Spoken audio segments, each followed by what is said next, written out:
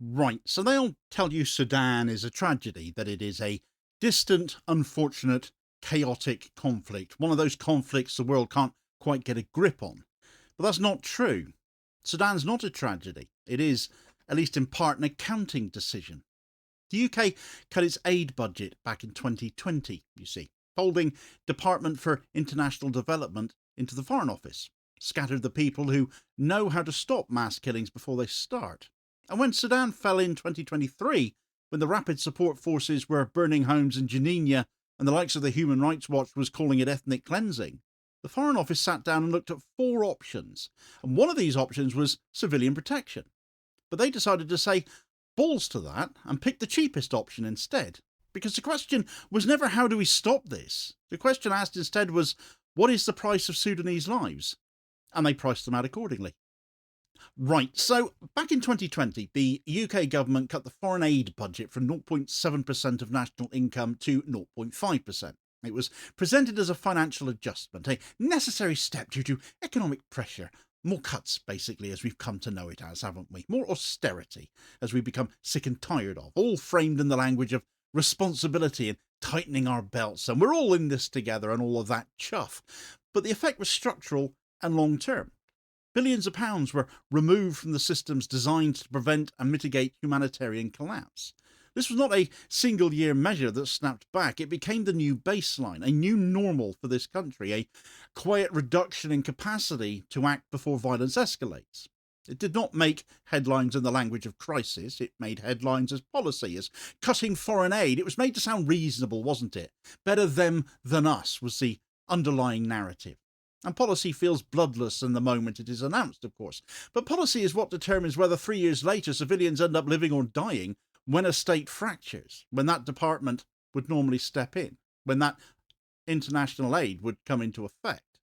The same year the Department for International Development was folded into the Foreign and Commonwealth Office to create the Foreign, Commonwealth and Development Office as we have now, the FCDO, a department that existed specifically to intervene in crises before they became mass graves, ended up being dissolved into an institution that measures outcomes in terms of diplomatic leverage and strategic relationships. The separation between humanitarian need and political interest ended up being removed in a single administrative motion that most of us, when we all have read about this, would likely have skipped over, not thinking any more of it, not certainly without realising the potential ramifications of that. But the ramifications come into play here and now in this example of Sudan. What's been a system built to ask, how do we protect people, instead became a system that now asked, how does this align with our global positioning? How does this relate to our allies? The shift was not presented as a retreat from atrocity prevention, it was presented as efficiency. But efficiency in government language often means the removal of friction, of points of conflict, and friction is what slows decisions that cost lives. The specialists who understood how to prevent genocide, how to negotiate in these arenas, did not disappear overnight, but their teams shrank. Their budgets narrowed, and authority moved upwards into structures where humanitarian concerns have been lessened, are one input amongst many rather than a priority. So by 2021 and 2022, the consequences were already set. Stabilisation teams had become smaller. Early warning analysis had less reach. Funding for peace building and civilian protection programs was less flexible.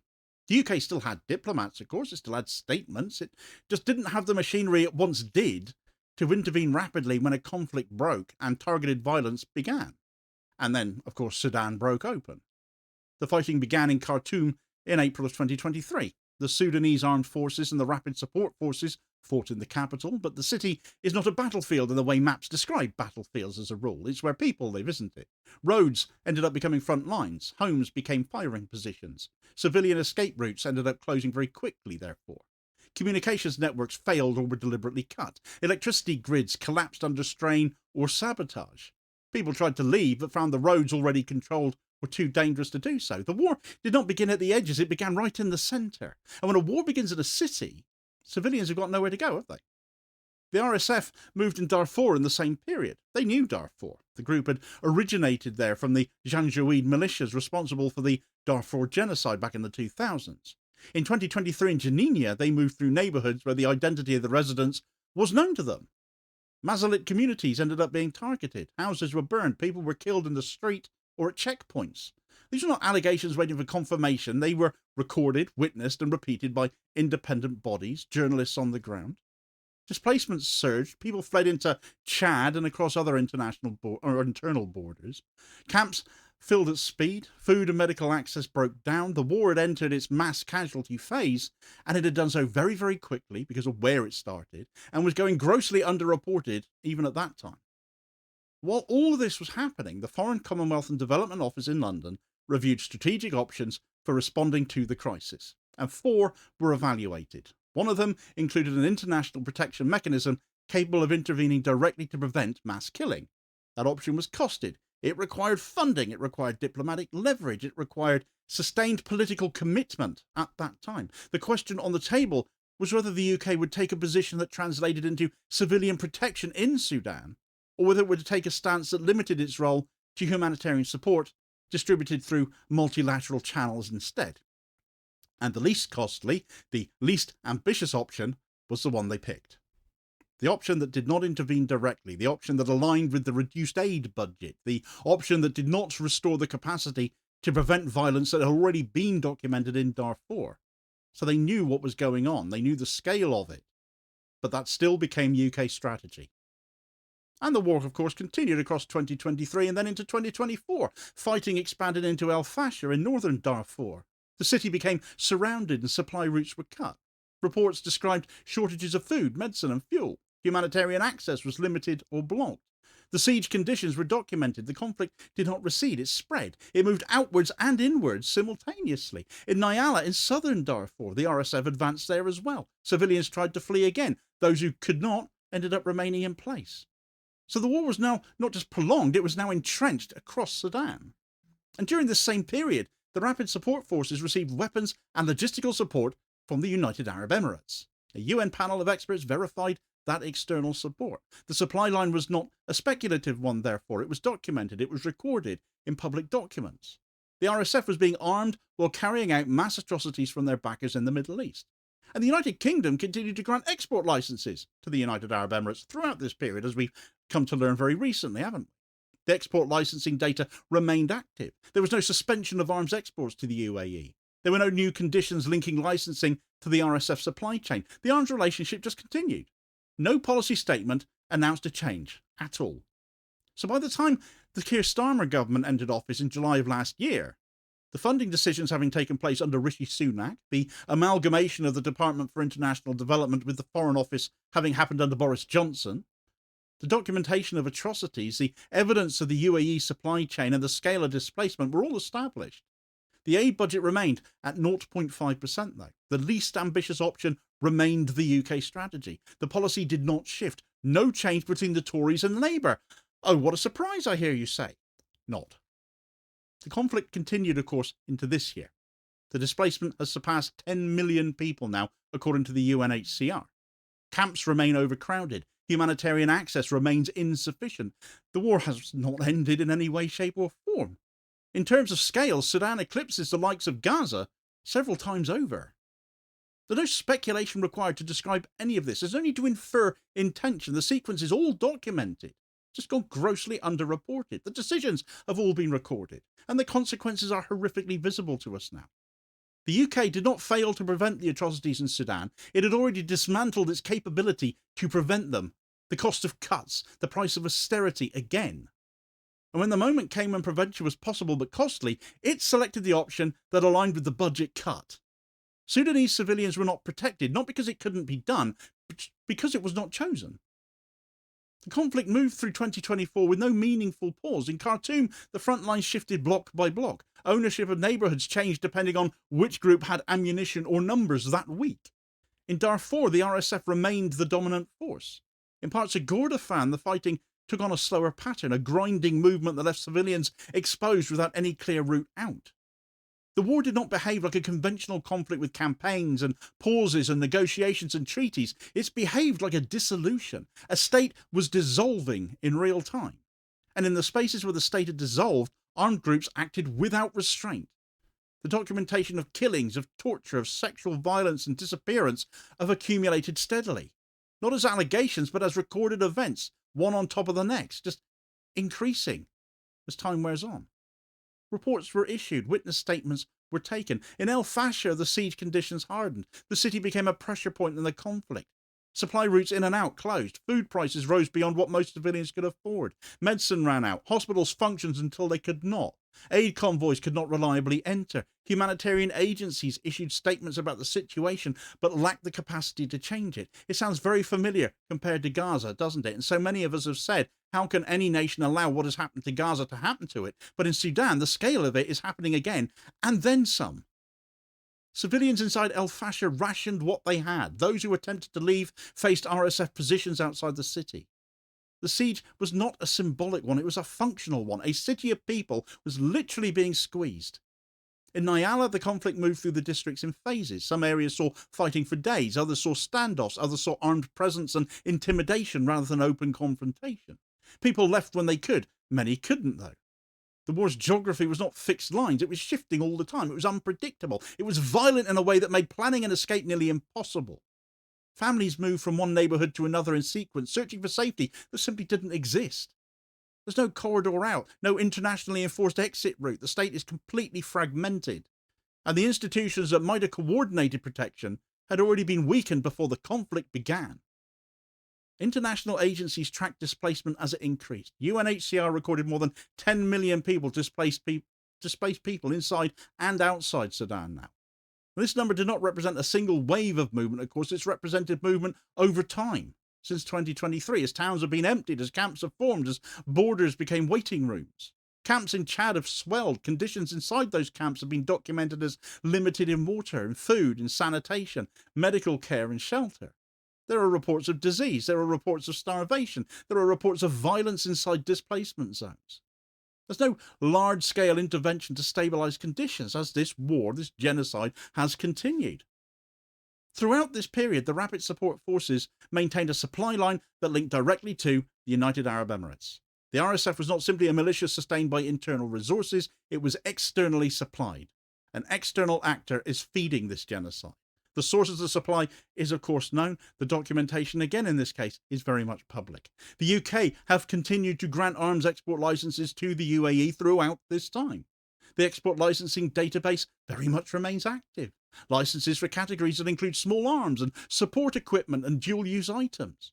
There's no public record of any suspension. There's no public record of new conditions being applied to licensing on the basis of what is happening in Sudan. The arms export relationship between the United Kingdom and the United Arab Emirates remains in place while the RSF, supplied by the UAE, still carries out documented mass killings in Darfur. Inside the UK, statements about Sudan have emphasised humanitarian concern. Funding commitments have been described. The UK expressed support for international diplomatic attempts to bring the conflict to negotiation. But the strategic framework remained the same one that was selected all the way back in 2023. Humanitarian support without civilian protection intervention. That position has still not shifted. So the approach to Sudan under Starmer has remained exactly the same, has remained aligned with the least ambitious option selected under the previous Tory government. The policy did not change when the government did, but then the government didn't really change. Statements about concern did not translate into a change in the protection strategy. The approach remained the same. Diplomatic reporting described the UK's position on Sudan's political future as one based on the principle that the UK recognises states rather than governments. It's a bit of an excuse. Weaselly, I fancy. This position means that if the RSF were to become the governing authority in Sudan, the UK could continue to engage with the state through intermediaries, as it does in Afghanistan after the Taliban takeover, without formal recognition of the governing group. Smoke and mirrors diplomatic relations, in other words. The position allowed the UK to maintain access and engagement regardless of the identity of the actor in power. The UK will deal with anyone if it suits us under that doctrine, therefore. The position was not conditional on accountability for mass killings. The position just remained as is. The conflict in Sudan did not resolve. The violence in Darfur has very much continued. The siege in El Fasher has intensified, and the RSF have taken over there now as well. Displacement has continued. Camps have remained overcrowded. Food insecurity has worsened. Humanitarian access remains limited. This genocide just keeps on going. So the structure of the sequence does not require interpretation at all. It does not require an explanation of intent. It does not require speculation about motive even. The record just stands as is. The UK reduced its aid budget in 2020. The UK then dissolved the department responsible for independent humanitarian protection capacity. The UK did not restore that capacity and hasn't to this day. The conflict in Sudan began in 2023. The RSF carried out mass killings documented as ethnic cleansing. The UK evaluated civilian protection options and decided to pick the least ambitious and least costly option for them, a decision that essentially said Sudanese lives were cheap. The RSF received weapons and logistical support from the UAE. The United Kingdom continued to export arms to the UAE. The Starmer government maintained the existing policy when they came to power as well. So the conflict continued, the displacement increased, the civilian casualties increased. There is nothing abstract about that sequence, is there? The connection between decisions and outcomes does not need to be stated, it's quite visible. Sudanese civilians have not been protected, not because the United Kingdom lacked information, not because the United Kingdom lacked options, but because the United Kingdom had already chosen the conditions in which protection would not be pursued and then chose again not to restore it. The war is not stabilised this year. The front lines have not formalised into a stalemate with negotiation space. They remain very fluid. The RSF continues to consolidate influence in Darfur and corridors of trade and movement around it. The Sudanese armed forces retain control in other areas of the east and the north. The areas between these zones remain hotly contested, which means civilians continue to move through uncertainty rather than any sign of an escape route. There was no point at which the violence paused long enough to allow for anything like meaningful rebuilding or relocation or structured humanitarian access. The conflict remained active and ongoing. The displacement figures continue to rise. The UNHCR maintains its displacement tracker. The numbers have passed 10 million. It's one of the largest displacement crises in the world. The situation in Sudan is one of sustained conflict, widespread displacement, extensive documented atrocities, and limited humanitarian access.